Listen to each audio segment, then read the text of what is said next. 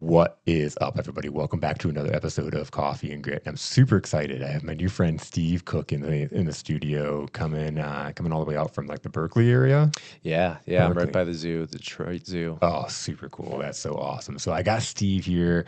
Steve is a member of my SiriusNet group, which if you're a regular listener, you hear me talk about SiriusNet all the time. So shout out to Steve. I know you're out hiking somewhere warmer than here probably. But I got to meet Steve. We had a one-on-one after our group a couple weeks ago in like, you know what? I would love to have you on the show because this is something that all entrepreneurs need. Obviously, he's filling a huge need. We're going to get into some great conversation, but the flat out matter is you're in small business.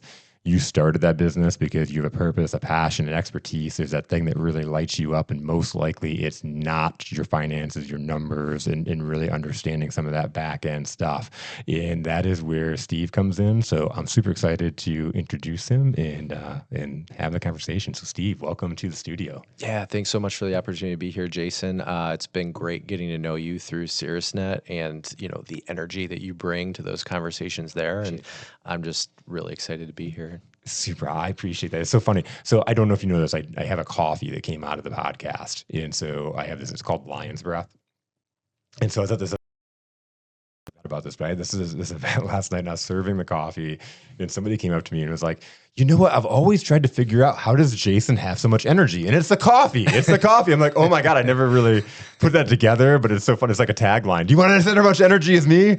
Drink the coffee. It's like my slogan. That's amazing. No, I didn't know that, but you know what? I'll have to look into that now. Oh yeah.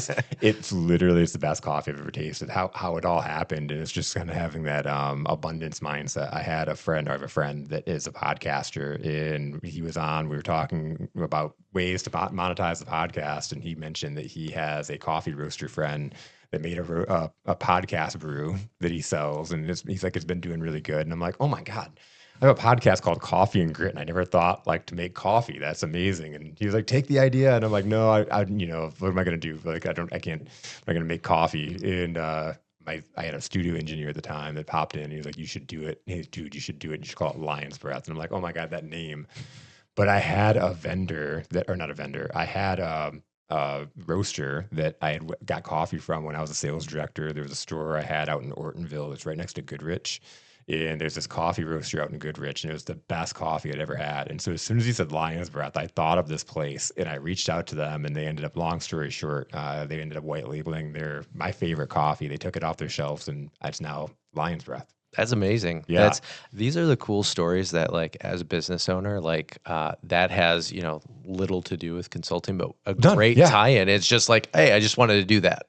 And you can do that. And that was my biggest struggle. It was a couple of months before I actually did it after talking about it. And I put it on Facebook, just kind of a joke. I'm like, who's ready for Lion's Breath coffee? And I got tons of responses. People were reaching out to me. There were people that were like, hey, I'm putting together a networking event next month. Would you want to bring your coffee out? And I'm like, I was just joking. It's not an actual thing. People were reaching out or wanting to buy the coffee from me.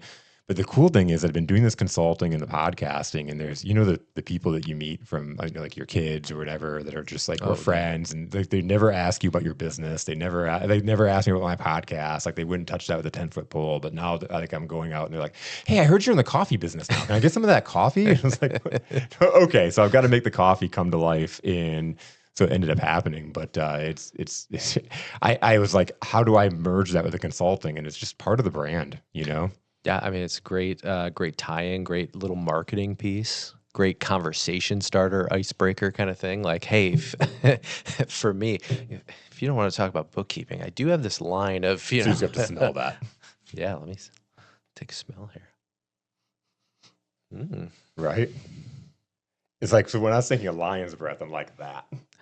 It smells smooth. Yeah, it's roasted with macadamia nut oil.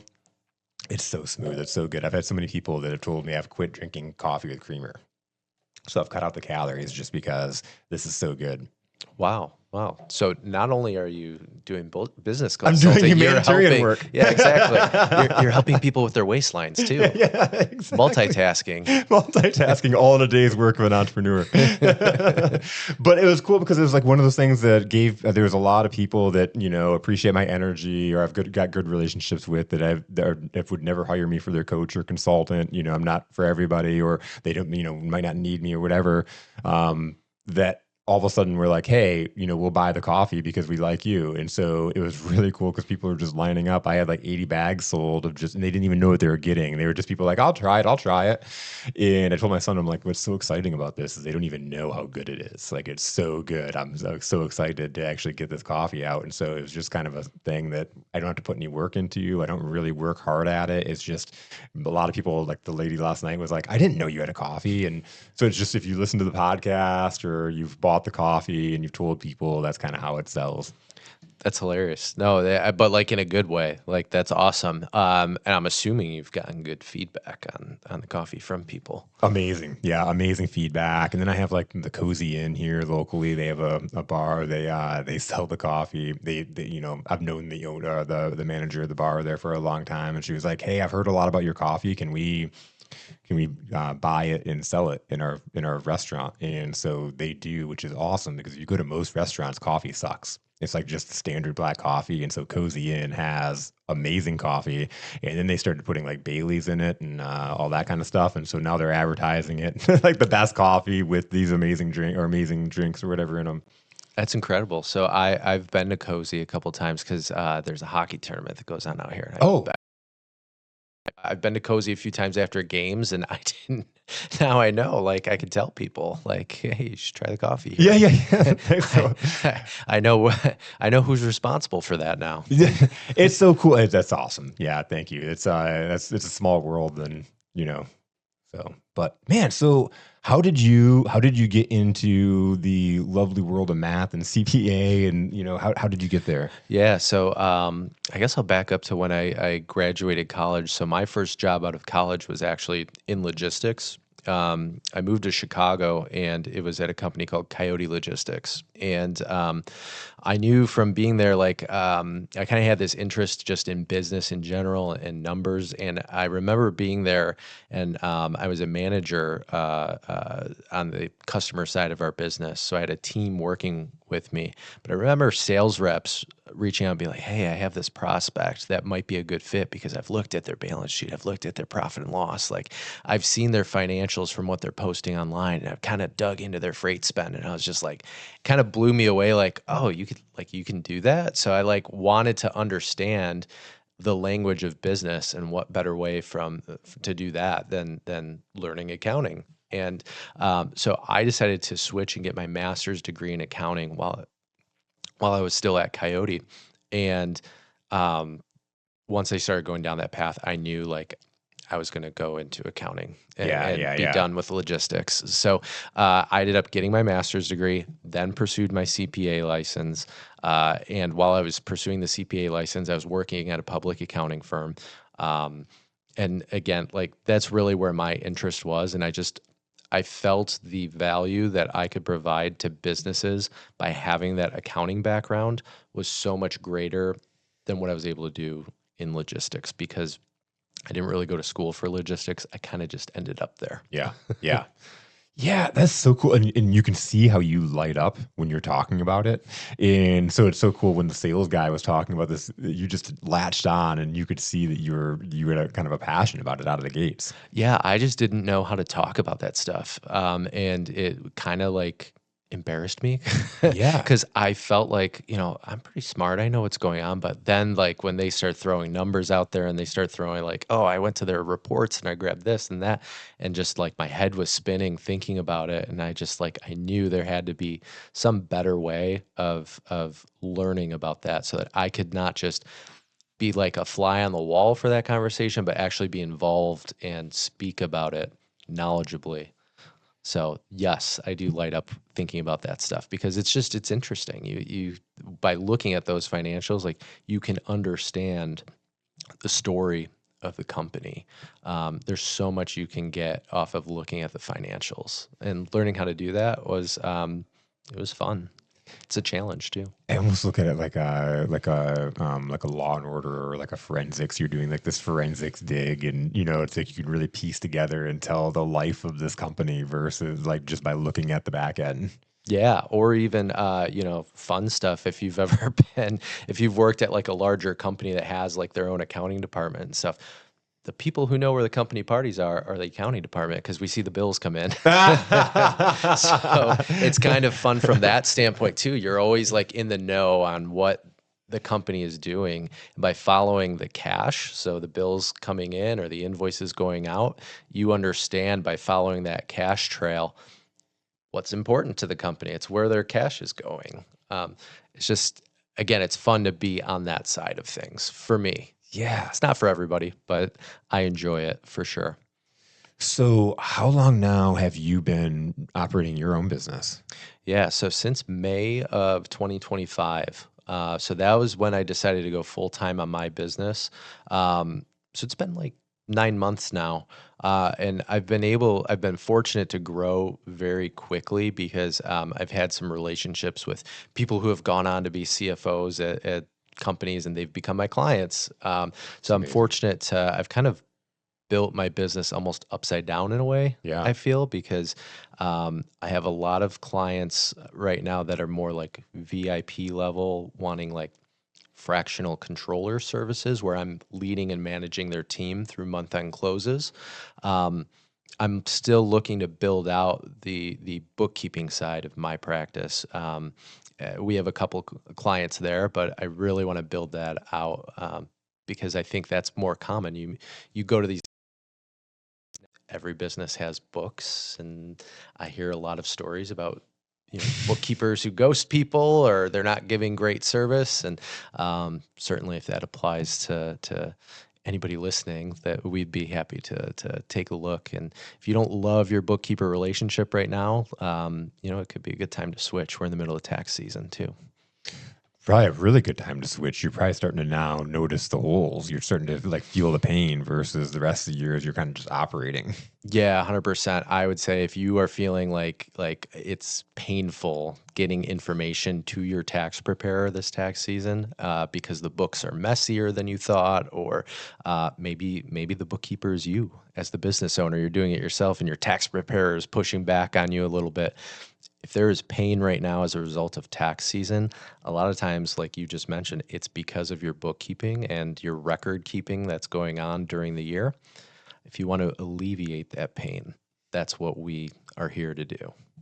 That is so awesome. So how does that take place? How do people like reach out to you, and then what do you do? What's that first step?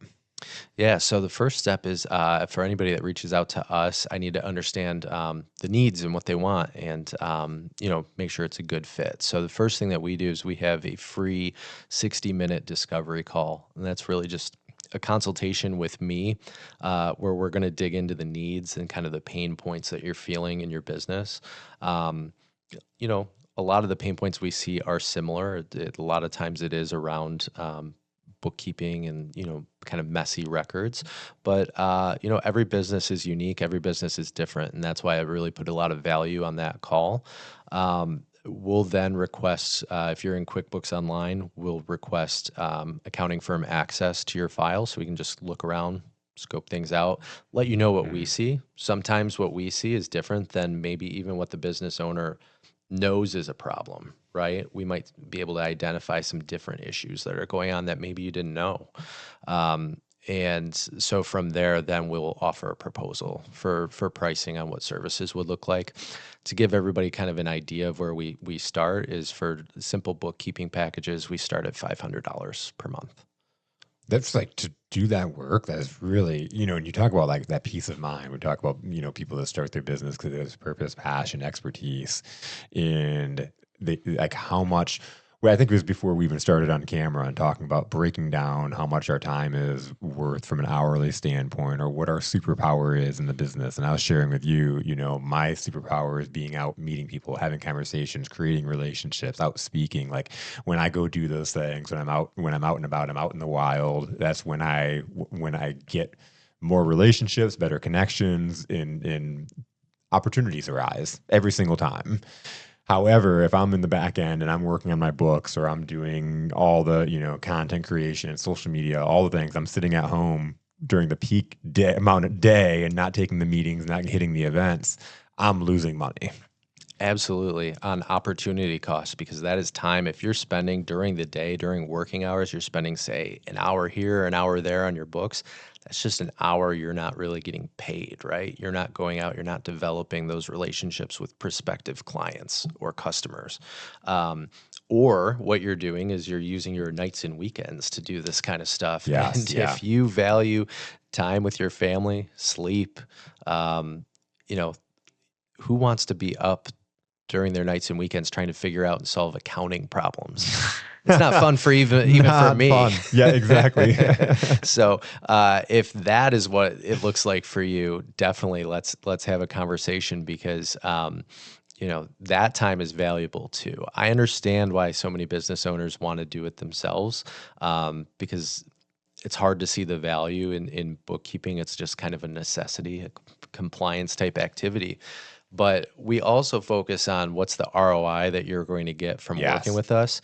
Um, there are bookkeeping relationships that are just like the bare minimum of like, hey, we recorded your transactions and now here are your financials. We take it a step further and we will send you a Loom video that is us walking through the financial statements each month. And we'll point things out like, hey, this expense is getting kind of high. Is there something going on? Or and bring things like that to the business owner's attention so that we can hopefully nip problems before they become bigger problems. I think that's huge because what would you say, like, if there are business owners, because we talk about like getting stuff off your, I don't want to know anything. Like you handle it. I don't need to know that. I'll ask my accountant. I'll ask my CPA. I'll ask my bookkeeper. Like we'll get, and like I would think that it'd be leery if the person, your team was just going in the back end and doing the work and not updating you and not educating you. Because as an owner, well, yeah, get it off your plate. I think your finances, you really need to understand and know. Uh, or how do you, I don't know. What are your thoughts on that? Yeah, like if a business owner truly like, I don't meet very many, I don't think, that have kind of that perspective of like, hey, you just do your thing. I don't want to even know about it. Yeah. I think if I ran into somebody like that's a good opportunity during the discovery call to kind of dig in and feel like, well, why do you feel that way? Because that to me sounds like somebody who maybe isn't going to value what's going on kind of in the back office, right? Yeah. Um, so it's a little bit of It's almost a potentially a red qualifier flag. too. Yeah. Yeah, Yep. because for your business, for my business, one of the big things I'm looking for, so that discovery call, it does exist definitely so that you as the client can feel me out. Is this somebody I want handling my books? Um, but I'm also kind of feeling out the client a little bit too, because is this going to be somebody that when I have a request of like, hey, we need bank statements for this month or that month or credit card statements, like, are they going to drag their feet? Are they going to be able to help me out? Are they going to be Mhm. open to solutions like, a lot of times we'll request read-only access on the bank account so that we can just pull it ourselves. Is this somebody that's going to push back on things like that? That's part of the discovery call process too, because it takes two to tango. It's a Mhm. business relationship, so Yep. it's how are we going to treat the client, but also how's the client going to treat us, and we're trying to feel that out as well in that stage. Um, I think one of the great things about being a business owner is you were mentioning, it might have been before we went on air. I'm not for everybody. I can't work with everybody. I take that approach too in my business. I may Yep. not be for everybody, and that's totally okay. A successful accounting firm for me, for Primary Care Financial, it doesn't mean 5,000 clients. It means 20, 30, 40, 50 of the right clients. Yep. And Yep. that's my accounting firm. It's the quality and not the quantity. And a lot of times, just where it's like that scarcity versus abundance mindset is really how many great clients does it take? At 40, 50, and you're pretty full. You're feeling pretty good about it versus trying to take on everything. And when we get stuck in that scarcity, we start bending what we know is not going to be a good fit, or we're like trying to, fit that square peg in the round hole because we want the money, or, we think we can't turn this deal down, or we might not get another opportunity if we throw this one away. We get really weird with that when it comes to business development. And then we're stuck in a situation where we're in a no-win situation. We're taking money from someone that's not doing the thing. They think it's our fault because they're not looking in the mirror. And I've been in those situations, and it's like, if looking back on it, I could see the signs from day one. I suspect, yeah, like your gut, you have that gut feeling, and you if you trust that gut feeling, a lot of times it'll lead you in the right direction, Yeah. right? But I would suspect that most business owners that are listening to this, we all have that story of like, well, this client, they wanted a discount and I tried to make it work, and they wanted this concession, that concession, and I really wanted the business. And then like if you get to that point, you've maybe discounted your work to them, and you've jumped through all these hoops because I really want to work with this person. They'd be a great client. Then you start doing the work, you find out there's even more that maybe you didn't know about. And maybe there's bigger demands and things like that. And then because you discounted it, when you accept You're those losing payments, money on it too. you're losing money on it. You're hating your bank account every time Yep. you see it. At least make sure that you're going to like your bank account if you do, make that strategic decision to take that on. And just because like it may not even be the client's fault. Like that's just how some Yeah. people, some clients are. They may not be a fit for me, and that's okay. If we're not a fit to work together, I try to at least give you a resource or two to point you in the right direction. Yes. Yeah. Because you might be, if you're not my ideal or perfect client, you're probably somebody else's. Somebody else out there would be very happy to have them. Exactly. For sure, at their rate that they want to pay them. But you're right. Every single time I've ever made those concessions, because I really want to work for them, the people that want, ones that also want the most specialty items. They want the specialty work and the extra work. Yeah. So then you're spending more of your time, which for you and I in our businesses, our inventory, our product, that's our time. Yep.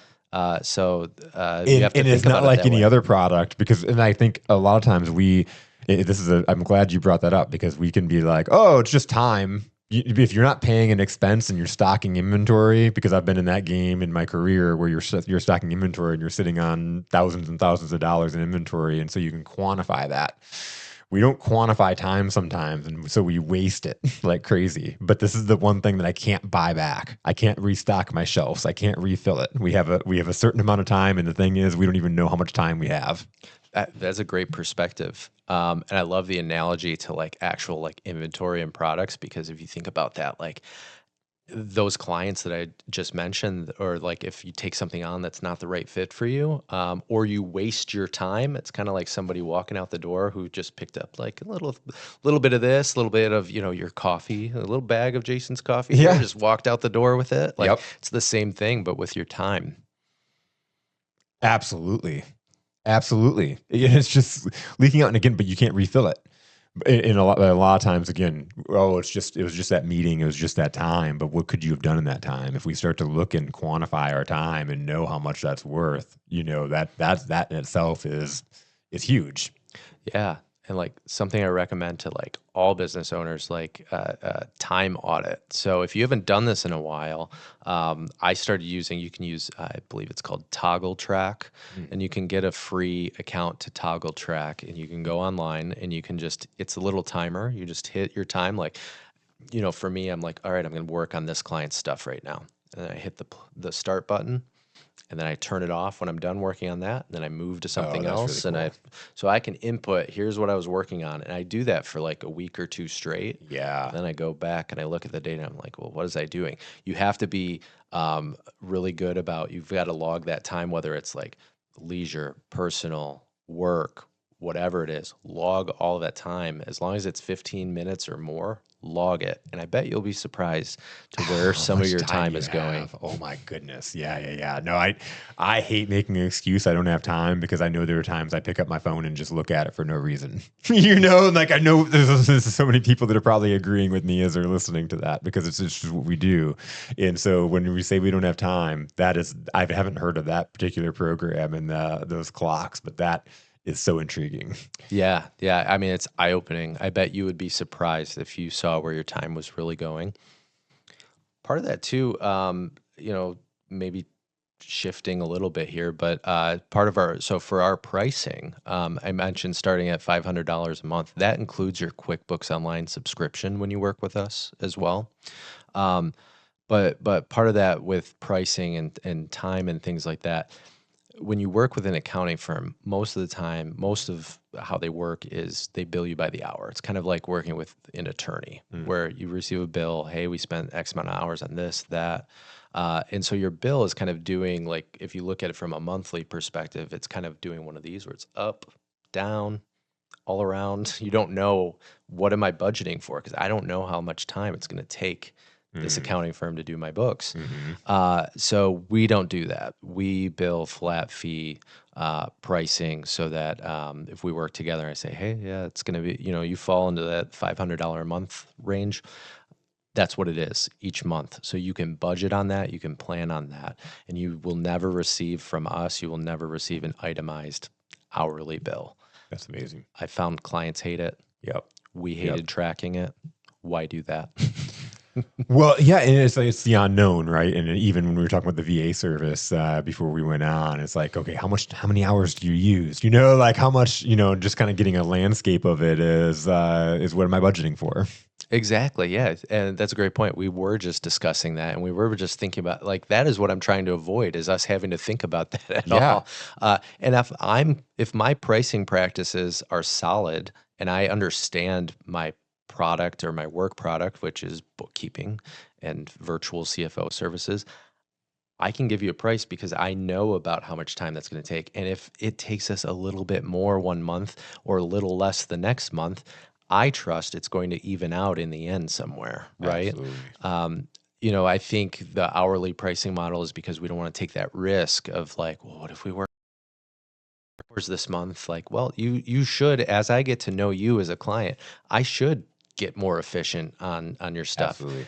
It should take me more the first month we do your bookkeeping, Yep. then month 10 down the line. We should get better and better at it. And we should create efficiencies and we should be motivated to do that. That's the crazy part to me about the hourly model, is if I bill you hourly, I'm not motivated to, To create be better. automations or be better, because then I'm making less money, Yep. which is crazy to me because we could get into AI and automation and stuff in the accounting world. But again, if you are a business out there and your accountant is charging you hourly, you're not incentivizing them to get any better at what they're doing, Nope. because it hits them in the paycheck.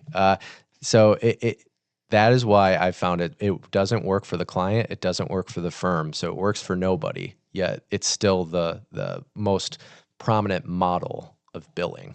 It's so funny, and it's just we get caught in the patterns of doing the same thing over and over as a society, and I see the same thing with, like, especially like health insurance, and I've had like chiropractic clients and stuff like that are trying to do away with the insurance piece, and it's just there's so many people that are just used to a certain way, and so it's hard to like change it. It is. We even get that way as accountants. There's an acronym out there. It's called SALLY, which is same as last year. So that's a common, like, accounting joke, like, is talking about Sally. And what you just said, like, we struggle with that in the accounting world for sure. Is a lot of our answers to things is like, if I have some accounting problem, like, oh, I got to figure out how to record revenue here. Pretty much the answer all the time is, well, what did we do last time? What did we do last month? What did we do last year? Uh, Rather than creating like a new process around, like, whatever this may be, like 1099s. We've just gone through 1099 season. That's another great example of, well, let's look at what we did last year. Hmm. Well, sometimes that works, but sometimes we want to look at, well, what if we could do them better than last year? Yeah. Can't we look at our process and figure out, like, maybe there's some new software this year that could help us? Maybe there's a better way of delegating some of that work or explaining it to employees, and extrapolate that to other businesses out there. I think you need to, probably more often than you think, need to revisit your processes, your procedures, and make updates. Well, and it's like an update to our value too, because to your point, like if we're finding these efficiencies, one, like that's what we should all be motivated to do, especially coming in as a consultant or working with a company in these fractional ways. Like if that's we're bringing in our level of expertise.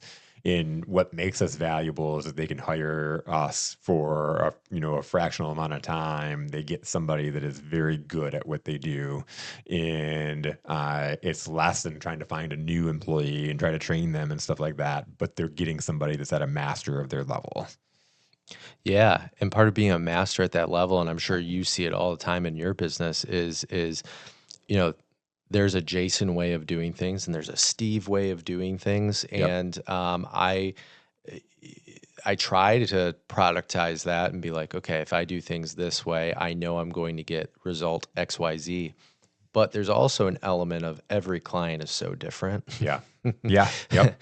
Personalities, what the work actually entails, what systems are they using. Like clients are just they're each one's unique in its own way. So Yep. you have to get really good about adapting, I'm sure the Jason way of consulting to each client, and you make those little adjustments. And same for me, like I know if we do XYZ, we will get this result. But maybe I have to tweak it a little bit for client A versus client B. And so that's part of the fun challenge. So how was that? Let's talk about that. Were you before you started your business, were you working with one client, or were you kind of like, or one company, or what did that look like? Yeah, so I spent the first 4 years of my accounting career in public accounting, working my way up from like staff accountant up to like senior accountant. Then I left and worked in industry at various companies for the other 4 years of my accounting experience. So that looked like, working my way up to be like controller at a business. So yes, I was working a day job while trying to get my business off the ground. And then that's actually kind of a funny story because the first client that I got was somebody I had worked with previously who was a director of finance at the company I was working with. He left, moved on to become a CFO at a new company and wanted a controller.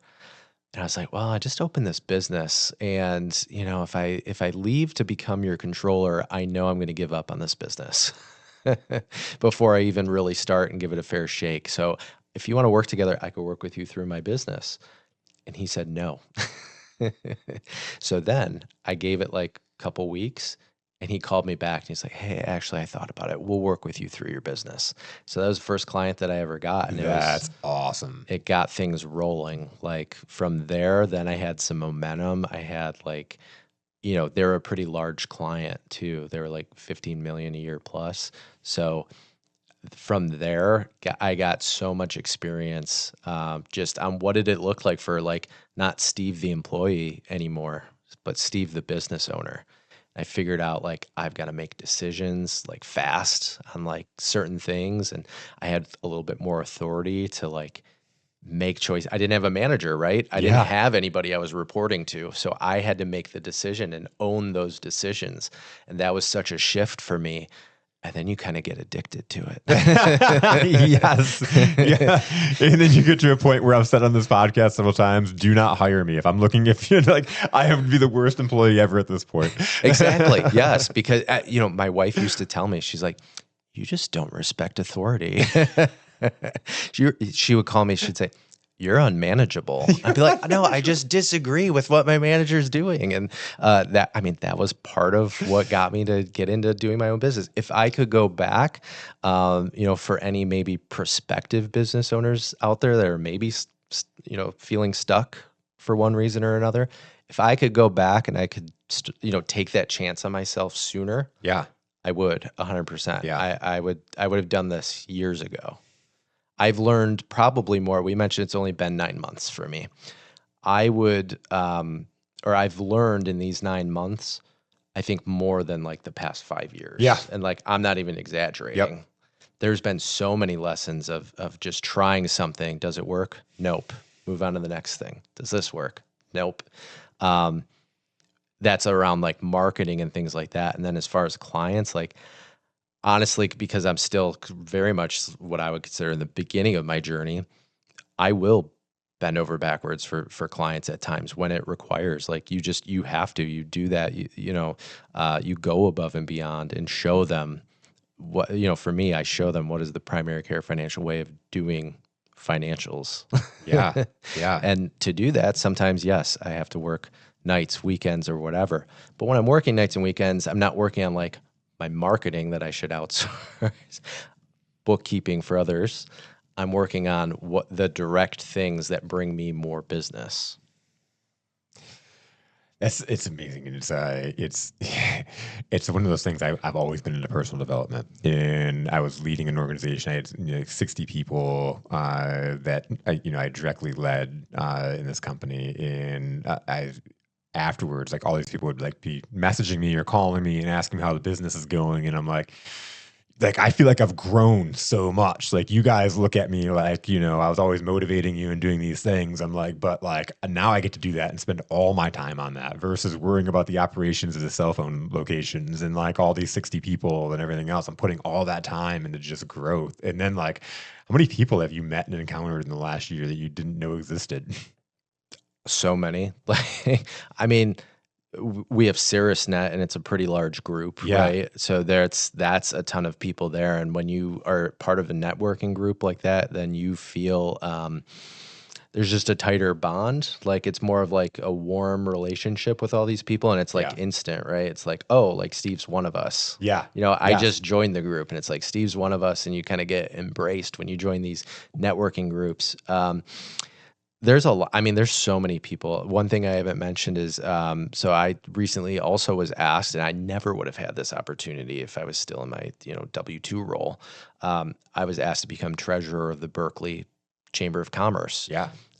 Another huge people meeting type thing, right? Like now all of a sudden, like I have so many business relationships that I never would have had. Like there are these, it almost feels like there are these underground societies or like other worlds that now I'm a part of that, Yes. Yes. you just never knew existed. Yep. That's a little bit how it feels like. Yeah.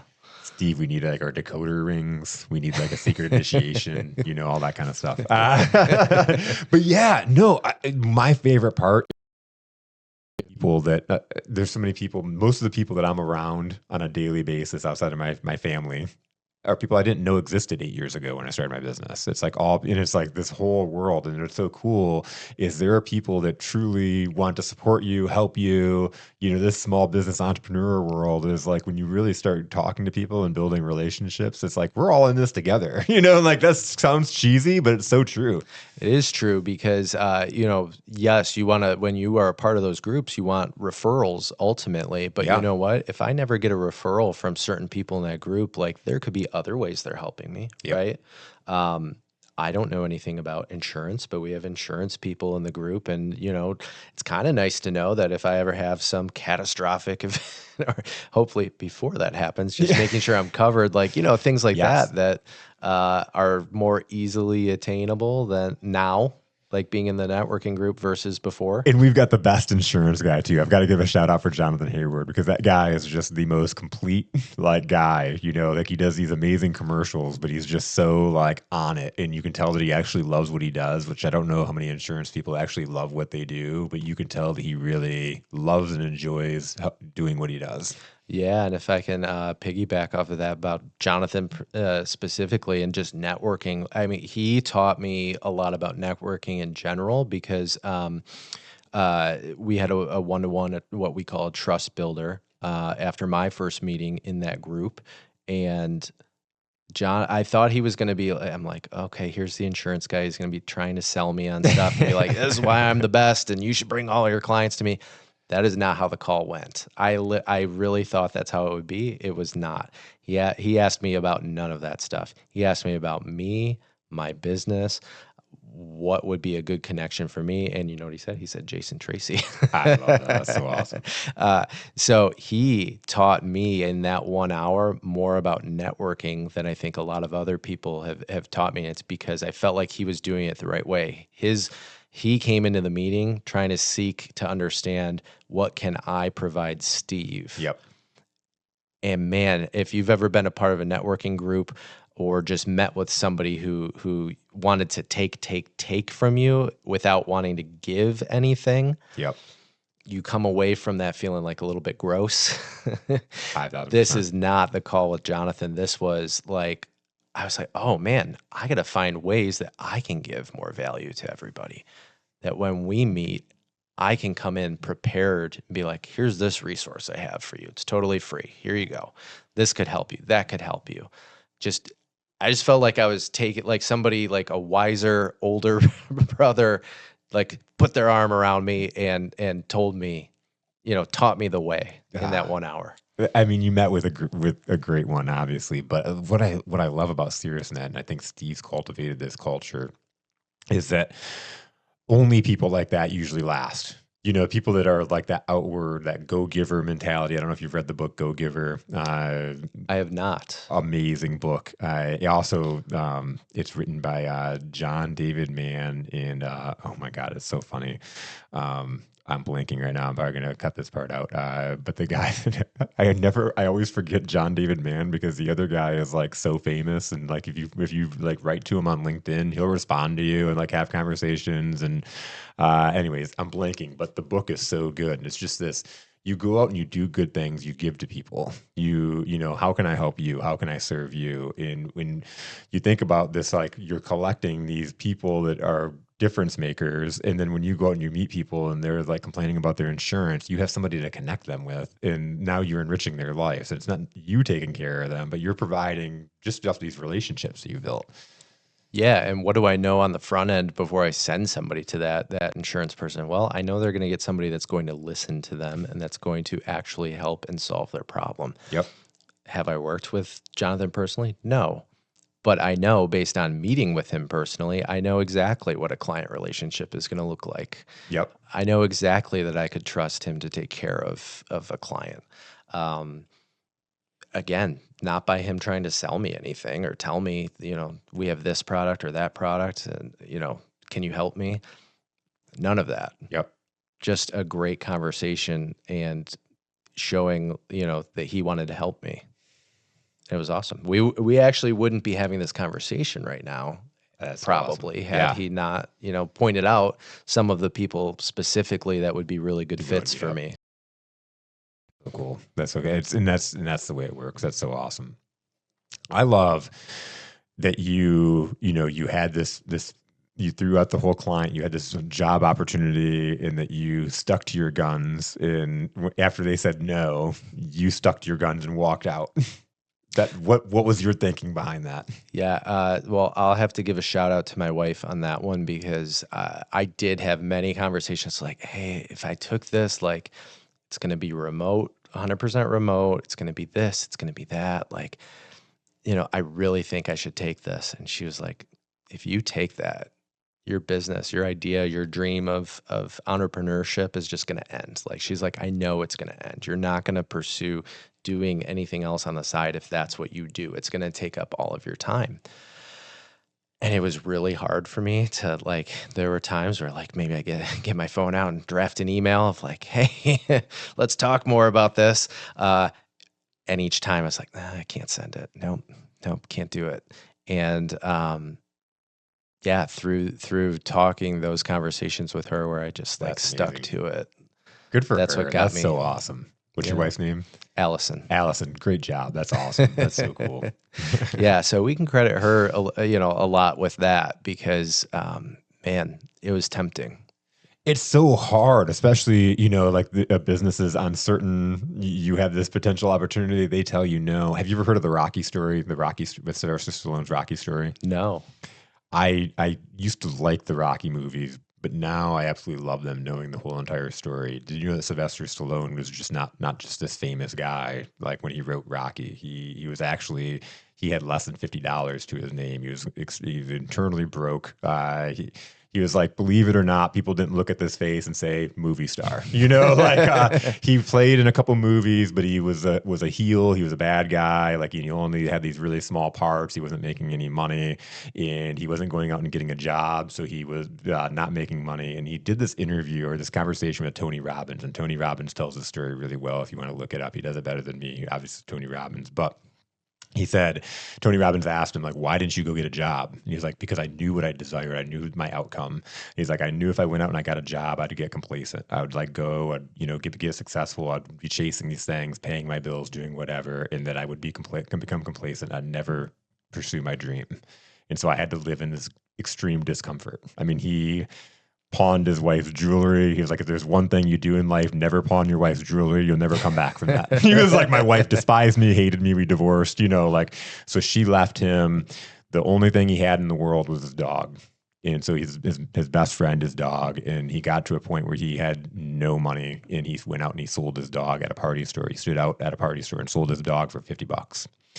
Wow. He went home after selling his dog for $50, and he was sitting up and he was watching this boxing match. And in the boxing match, there was the champion. He was this big guy, and he was just knocking around this little guy, just knocking him down, knocking him down, knocking him down. The little guy kept getting up, and then he won the match.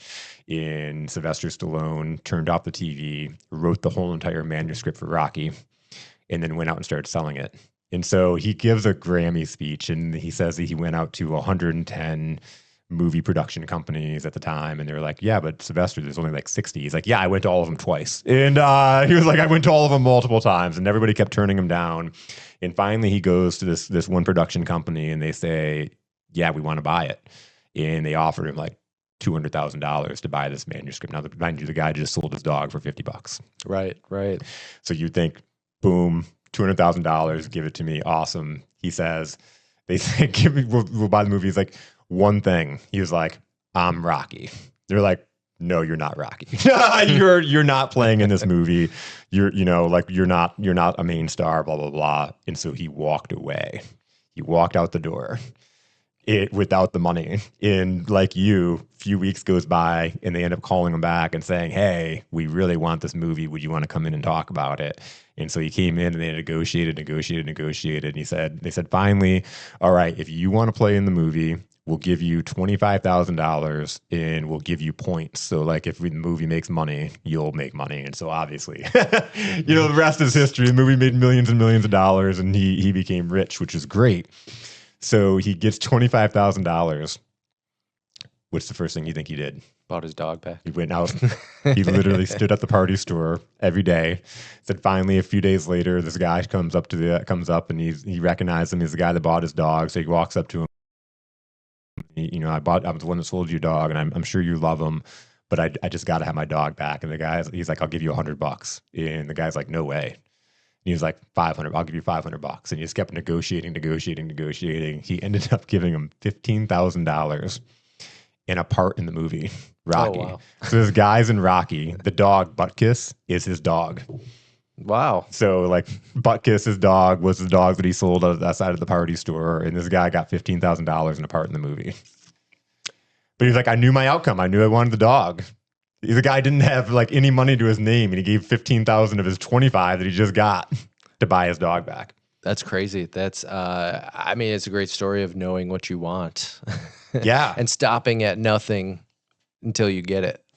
And when they want you bad enough, when you have something, when you're that difference maker, like you get the call back in a couple of weeks. And it may not happen all the time, but if it's meant to be, and if it's something that was meant to work out, then it does. Yeah, absolutely. I think too with that is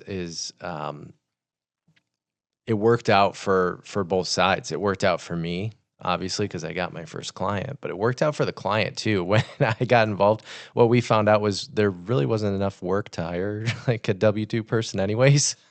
Yeah. So I work in a fractional capacity, and it worked out for both of us because now they're not overpaying for, some overqualified hire there based on like what the work was needed. And so it works for them. They saved money by entering this arrangement with me. They got the same result. And for me, it was awesome because then I had my first client, and the momentum has just continued from there. Well, and I love that you say that, because like even talking about momentum and energy and like from being in that situation where it can go in so many different directions, but it could go in the direction of you becoming an employee, finding out after you become an employee that they don't have enough money to pay you long term, right? That's scary in itself. So you think you're going the safe route, and then there ends up being like there's a dead end here possibly, maybe, but you have the negative energy of like being an employee and your business dying. Exactly. So now you start your business and you have a client to where you're not now going out and trying to get every single business because you have probably a little bit of comfort zone. Yeah, exactly. And once I got that comfort zone, then I got a second client. And then I think around that second or third client. That was when in May of last year, I was like, all right, I'm doing this full time. I'm taking the jump. Uh, since that time now, like things have grown to where my wife, Allison, was able to leave her Oh, job that's awesome. as of December 31st in 2025. And I think when I think about success and what does that look like for me, it's funny because first success looked like, could I just get one client? Just one, please. Somebody work with me. That was success. Then it was, if I could leave this W-2 job that I'm currently at, that's what success would look like. So then we knock that off the list. If I could get it to where both of our kids' parents are not working, except for on my business, that would be what success looks like. And now we've met that. Now it's more traditional kind of goals of, can we double revenue this year? Yeah. Yeah. And then can we do it again next year and start to build out these teams of bookkeepers and accountants and just continue growing. I don't think we've touched on it yet, but one thing that I also had to do in my business towards the beginning was set a boundary that I'm not going to do any tax work with, which for a CPA to be like, I'm not going to do tax work. When most people think of CPAs, that's what they think of. Yeah. Is taxes. But I knew that me and my personality and what I'm good at and what my team is good at, we are really, really, really good at bookkeeping, and we are really, really, really good at virtual CFO / advisory services on how do we grow the business, how do we look at the numbers and grow or hire more employees or scale. Those were the things we were good at. It wasn't taxes. So I had to set that boundary early on. And I only had like 4 or 5 kind of clients that I was doing tax work for. I met a CPA that was like, hey, taxes is all I do. And once I met him and got comfortable with his approach, I sent all my clients to him. And It's huge. it comes back full circle to like time and what's your time being worked on. If I took on a tax client, just a simple like 1040 client, for $400, let's say, but then they ask me a question and it takes me an hour of my time to look up in the tax code because I want to make sure I tell you the right thing. I spend an hour of my time like, what are we doing here? Yep. So somebody else could serve them. Again, I'm not a fit for everybody. That's one of those things I knew I'm not going to be the right fit to solve that problem. So by sending them to somebody who is the right fit, it's a better experience for them. Probably is going to be cheaper for them because this person is more efficient than I am. Get it done with them. Yeah, exactly. It's just, it's a better fit that way. And then for me, I focus on what am I really good at in my business. And that I think has played a huge part in my growth as well. That's huge, and I love a couple of things coming out of the gates and being in business for less than a year. In already understanding, hey, not every client's my client. I don't want every client. I don't want to do every aspect of this and say we can do everything. That's a lot of discipline, a lot of clarity, and I commend you for that. Yeah, I'm glad you used the word clarity there because that's like my promise to people, whether a business owner works with us on a bookkeeping side or it gets to more of the advisory type stuff. Clarity is really that is our business. That's what we're selling is clarity. Because when you have messy books, your picture, or maybe you have things that aren't categorized in QuickBooks, then when you look at your reports, stuff is missing. So how do you make decisions on reports that are either 2 or 3 months behind? How do you make decisions on reports that just don't have everything in them? It might give you a very different picture of what your profit actually is in your business. And I know for me as a business owner, I want to make decisions based on data that is relevant, current, up to date. I can't decide like based on how I was doing 3 months ago, like, do I need to lay somebody off? Yeah. Or if things picked back up, or do I need to, like, what do I need to do? And as business owners, we get used to running these things in our heads. I think I have a general sense of how this is going or that's going. But then as your business grows, there becomes too much stuff. You can't manage it in your head. Yep. So, or if you get sick or get hit by a boss or something happens, it's all in your head. yeah, absolutely. I just took on a new client who they had a key person leave and everything was in their head. And so now like part of the engagement is, hey, can you help us figure out like how do we run things here? The person who had all the information just left. Oh, So what do we do? God, yeah, no kidding. No, like, how many companies are like that? Or you look at like a major thing that's just happening in our society is like skilled trades and baby boomers that are retiring, and you have all these people with all the experience and knowledge that are leaving. I hope they're all documented in their training. Yeah, it's terrifying, right? It's terrifying. The nice thing, if I guess I'll plug what we do for our business is I really love Loom quite a bit. For anybody that's not familiar with Loom, it's really just a video recorder kind of screen share tool, and so it's an asynchronous meeting type tool. And what I'd like to do is if I have a process, we have the primary care financial way of doing bookkeeping, and here's what the workflow looks like for most clients. And then we, customize it a little bit based on, here or there based on the client. But for the most part, so I have this Loom video that just shows, hey, here's the workflow. Here's each piece of that workflow and what we do to make sure that everything's complete and handled correctly. Then you share that with your team and they can watch this video whenever they want. Loom has some cool AI features too, where it'll take the video and I can just click, hey, I want an SOP in a PDF based on Boom. this. Wow. Boom, there it is. And it's got like screenshots from the video of different parts of the steps. That's been a really cool little game changer, I think, for our business. AI and the tools that we can use, it's so cool in business now. And even being the solopreneur and finding the ways to get stuff off our plates, the stuff that we can accomplish or take our stuff to the next level. I record sessions, for example, like coaching sessions, and then through the transcript, I can break down exactly like the next steps. Like if we talked about specific strategies, I can break it down and like, boom, here's your recap, just like that. Which is amazing because otherwise that might be something your VA would be doing or Yeah. somebody else that you'd have to have on hand taking notes, taking minutes during these meetings.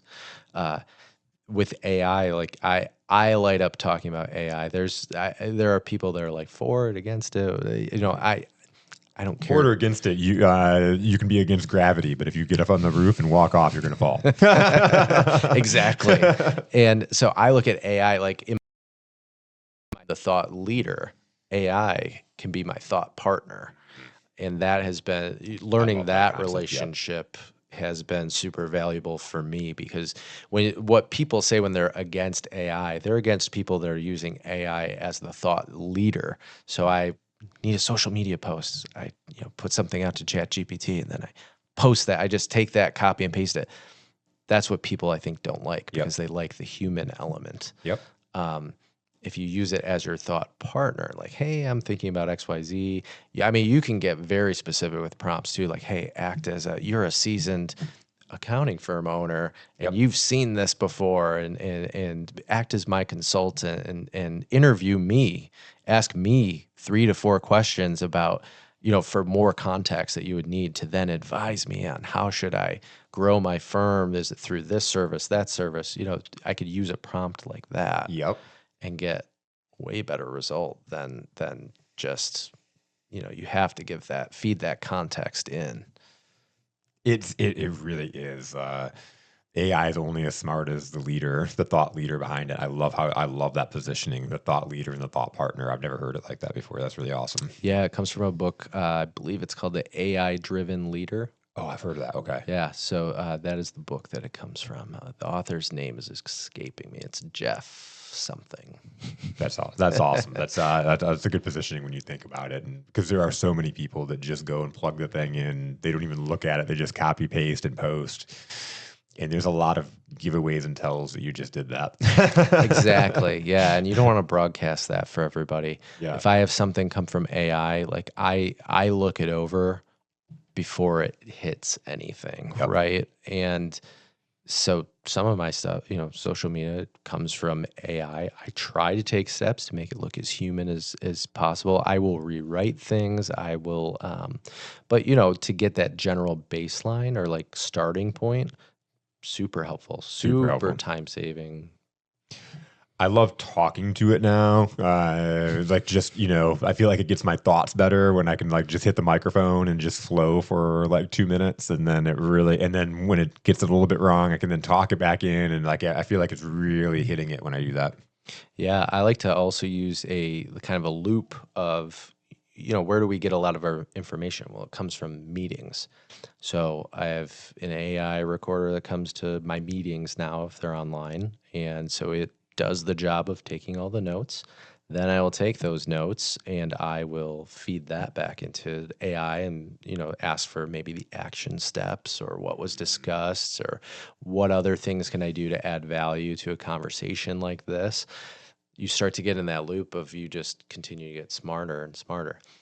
I have a client where we were doing a billing stand-up meeting every single day. So every single day it was the same kind of meeting. It was just 15 minutes and you're talking about the same kinds of things. Well, then because I'm doing this every single day and it's recording the notes, then I can I have a lot of data all of a sudden and I can put those in and I'd be like, hey, this is what we're discussing. Like what other, here are some of the problems that are coming up over and over again, or can you tell me what those problems are? Because maybe it came up like this day and it came up like 2 weeks ago, right? And I can't remember that happened. Like it can draw those trends based on that data and bring that to your attention. So I try to use it in a way that's smart. Yes. In a way that's secure, because for my business, that's number one is security. So, redacting personal information and things like that. But I try to use it in a way that's smart, secure, and that adds value to my business. That is awesome. Tell me about a favorite client story. Yeah. So this story, I think, just speaks to like the power and the ROI of like back office. What I've learned just in my short time of owning this firm is back office sometimes gets ignored. Sometimes business owners don't even realize like what some of the problems are that exist.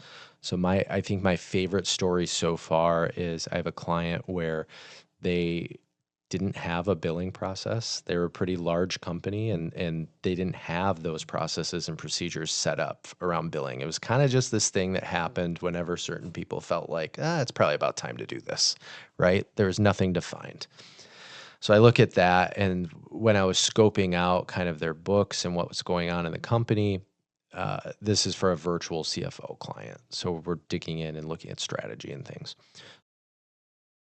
The QuickBooks numbers and everything. I'm looking and I'm seeing, there's about $500,000 in accounts receivable, varying from 0 to 90 plus days past due. And I don't think there's any process I don't think anybody's reaching out on this stuff. And it's just sitting there. And it's a significant amount of money.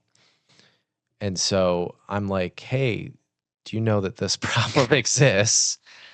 And they're like, yeah, it's kind of a problem. I was like, well, what's Kind of your a problem. process?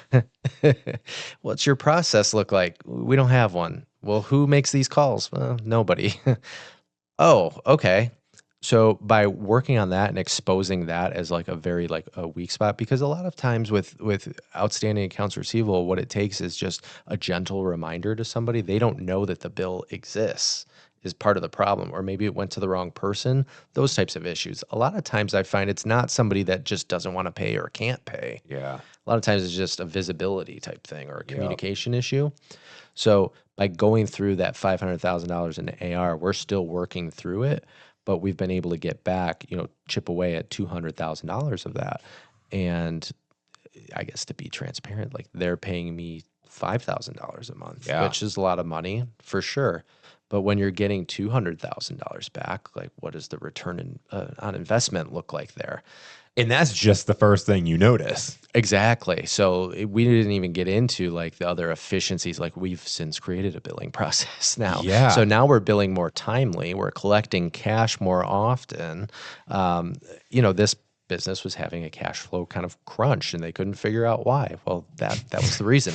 You pick up $200,000 and oh my God, the cash flow problem solved itself a little bit. Exactly. But then like to your point, you look at that immediate $200,000, but now when you have that system and efficiency set up, they're not creating a $500,000 problem.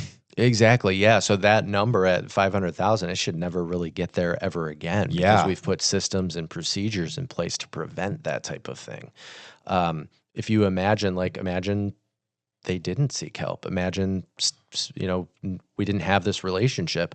What would happen to the business? Well, eventually they'd maybe run out of cash, even though they're generating revenue. Everything, even though certain numbers look good, Yeah. they might run out. And what happens if they run out? Well, business fails.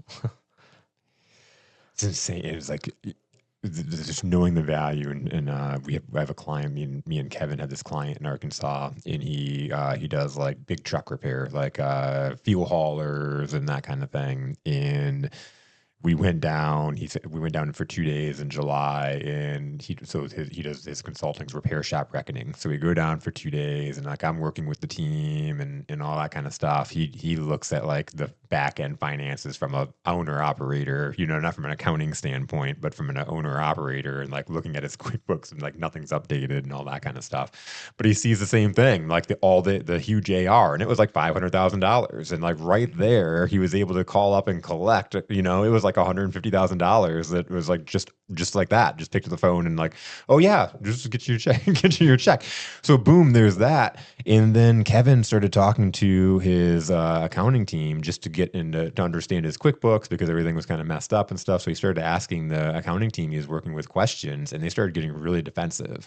And the one question they had was how our client had his building set up and how he was paying rent and stuff. Kevin understood it a little bit better, and he was asking them.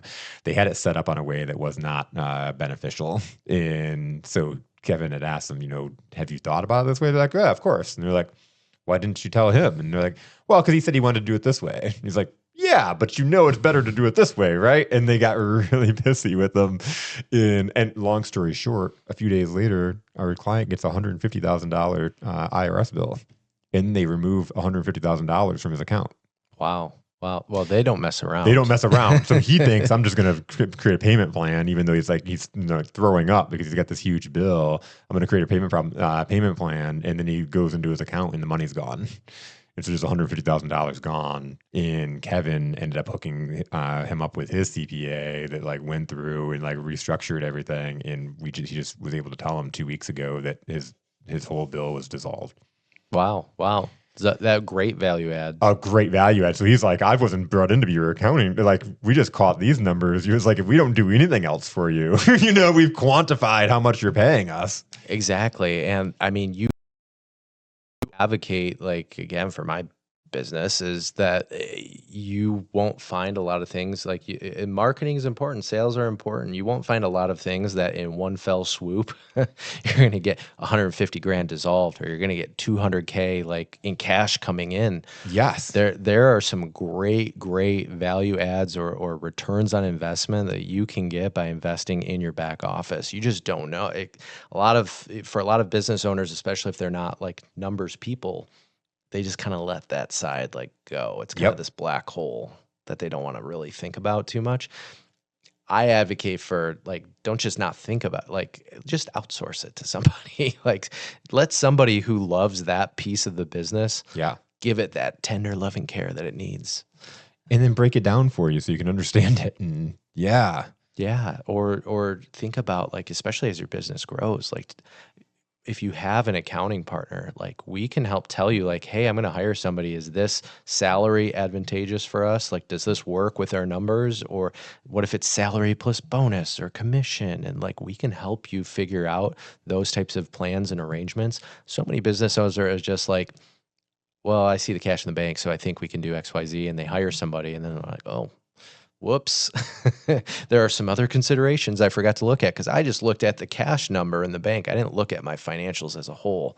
So many business owners do bank accounting, which is when they need to make a decision. Let me look at the bank accounts. Is there bank in the account or money in the bank? And some of that money in the bank is probably flagged for certain things, recurring subscriptions, payroll. And do you know what's coming out when? Exactly. And we talked about clarity earlier. That's that clarity that you can give a business is, hey, I wouldn't do this because you've got this amount of cash coming out. We do cash flow forecasting for our clients that are on this virtual CFO work program with us. Um, that is a great tool. If you are operating a small business and you don't have a cash flow forecast built out, you might be surprised by what that would tell you. It's looking into the future a little bit of being able to say, you, 10 weeks from now, you're going to have a negative balance in your bank account. And we can see that because we know what's coming out and Yeah. what's going in about, right? So, hey, business Because you owner, could look and be like, oh, I got $10,000. I'm good. you could, yeah. And we can spot those problems, be like, hey, business owner, Yeah. we're going to run out of cash here in 10 weeks. Like, we got to figure something out. Oh, yeah, let's draw on my line of credit or let's do this. Like, that is where you get in that hand-holding kind of coaching way of working through those problems before it becomes the fire drill that happens for most people. It's so huge.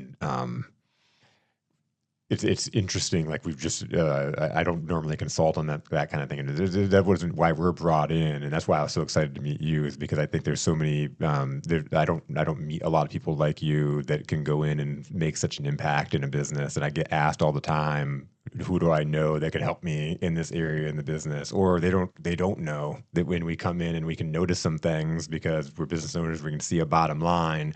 But that's not, that's not us that goes in and fixes the problem. So it's so awesome knowing you that we can, that I can refer you out. Because that's the first thing I was like, man, I know clients I'm working with that it's like easy to be like, you need to call and talk to Steve. Yeah, yeah. Speaking of profit and things like that, there's another pain point that I notice for business owners is they're like, yeah, my revenue says this, like I'm making a lot of money, but I'm not keeping, like, Yeah. how come I can't pay myself? Like, what's going on? Or like, how come I can't pay myself what I think I should be paying myself? Yes. And we can get into that conversation and figure out like, oh, well, here's where, some of your expenses probably could go down if we did XYZ, and we can do scenario planning and modeling of what would scenario A versus B look like, and how would that affect, your net profit and what you're able to pull out of the business. Other considerations based on if you're an S corp, a partnership, all those kinds of minutia that I won't get into here. But I do see a problem a lot of business owners that feel like I'm making all this revenue, but why can't I pay myself? I love how things come together in a conversation because like I just said the clarity thing because it was like so clear for me when you're talking about, like one being clear and understanding that if you took this role that you wouldn't go and move forward with your business, two understanding clearly and seeing like your ideal client and understanding that versus just knowing you're not the tax planner, you're not the tax person, and instead of trying to take that on, and because you're clear, and then how that comes back, and I said that clarity, and that's the piece of your business. But again, how much better decisions you're proving just from these stories over here? How much better decisions can you make in your life and in your business when you're clear, especially on your back end? Yeah, that's why you need a partner there. You know, and I'm taking time to think about this because I think again, just there's immense value in the back office, but it doesn't always, it's like it's hidden. Like it doesn't always seem that way. You might have in your small business, you might have somebody who's hired as like an accountant, but really they're just a data entry kind of person, that type Mm-hmm. of skill set. Yep. If you're looking to hire an accountant in your business, it's another thing where I feel you'll get more value if you go with like the third party of like, hey, I've got a team behind me, right? It's not just me. If you work with Primary Care Financial in a bookkeeping capacity, I might not be doing your bookkeeping, surprise. I'm Steve, the CEO in that instance. I'm not Yep. Steve, the worker Yep. on that. But I'll make sure that because there's review steps on our side. So it will not pass my review You're with touching certain everything, things. I'm but touching it. I'm looking at it because I'm going to be the face of it. I'm going to have those conversations with you. But, versus think about if you could probably hire out cheaper to get a team working on it by going that route yeah. versus like the W-2 accountant. And again, there's an accounting shortage or an accountant shortage right now. Like young people aren't really going to school to become accountants. Wow. It's a big problem that we're Yeah. I facing. didn't know that. So I think that's part of why you get a lot of the people that are in the field that are the more data entry type skill set. Um, It's getting watered down essentially. yeah, yeah. And so, somebody might not know debits and credits or like, accrual based accounting, Yep. but they still have that job. They're like, I'll just put this here because I think it goes here and not understand the rules. You don't want that. No, you don't want that. I'm just gonna make it up. I think like standards get lowered, and again, it makes you so much more valuable.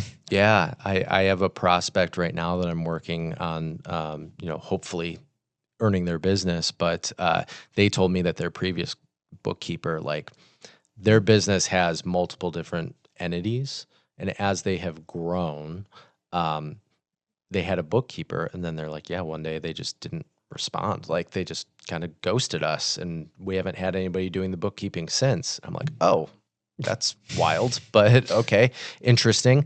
And what we found out just by kind of digging into things, we're like, well, there is complexity here. There's multiple entities and multiple QuickBooks files and stuff going on. I bet your bookkeeper ghosted you because this just became too much for what their level of expertise was. And who wants to tell somebody that? Like, how embarrassing that would be to be like, hey, I just can't handle this. Most people don't want to have that conversation. I suspect because as this business grew and the complexities became greater, that this person, that's why they ghosted them. They just didn't know what to do. Yep. Yep. It's so crazy because people just disappear as opposed to like owning up. This is above my head. They just kind of like Homer Simpson in the bushes, you know? Yeah, exactly. They do. They do. Instead of having the conversation, be like, I think I need some help. Yeah. That's all you really had to do. I think I need some help. We're and so we figure it afraid of out. shame and like feeling like we don't know what we're doing. Absolutely. Absolutely. And yeah, just in the accounting world right now, yes, there's a shortage of people pursuing that path. I don't know why. I don't know if it's like people are afraid like AI is going to take the bookkeepers' jobs. We've been hearing that since I started my business. I've been hearing that. If anybody, I'm sure everybody has an experience with AI in QuickBooks where it puts something to the complete wrong category. Like we're not there yet. I don't think we'll ever replace the human piece either. If you are a business owner, I'm going to guess, even if the robots could do things perfectly, I'm going to guess you still want somebody human you can rely on that's Yeah. going to talk to you about your business and the numbers. We haven't even gotten into like, yes, I'm a numbers person. There's an emotional piece to owning a business. I try to be very good about that too. That's where the coaching kind of piece comes in. Because I understand here's these numbers, but then you as a person kind of feel a type of way. So that plays Yes. into the relationship too. That's huge. And I always love this, and the value of coming in as a consultant is you're not buried in that day to day and the emotion that of being part of that company as an employee and being part of that day to day. And it's just like being in a family. It's kind of hard to poke your head up and have non-emotional decisions where you can come in and you can see things that just don't make sense. And you don't have the emotional baggage to it. That's an awesome point because I have a client right now where we have this large like project piece that we're doing to kind of improve different areas of their finance and business as a whole. And part of the problem they're having is there is a little bit of infighting. I wouldn't call it infighting, just like disagreement, I would say, between certain business leaders that are leading the different departments. Oh, we should do things this way because of really it's because I want XYZ. Right? Yeah. No, we should do the things this other way because I want XYZ. So for me as the third party with my head kind of above the fray of that, what our strategy has been is like, well, Steve's going to have the final say on these types of problems because Steve is a neutral third party. Hopefully that means everybody gets kind of what they want. Yep. But for me, I can see that and I can explain without any emotional involvement. I would recommend doing things this way for your specific business because of XYZ. And there's power in that for sure. Yep. It's huge. It's again, you're just not buried into the emotions and it's so easy for us to clarity. It's clarity, being able to walk in from a clarity standpoint. And that's my plug for fractionals. I talked about earlier. You're hiring somebody that is coming in at expert level versus somebody that's coming in that's more like the numbers counter or the would you say it I'm thinking of how I said it.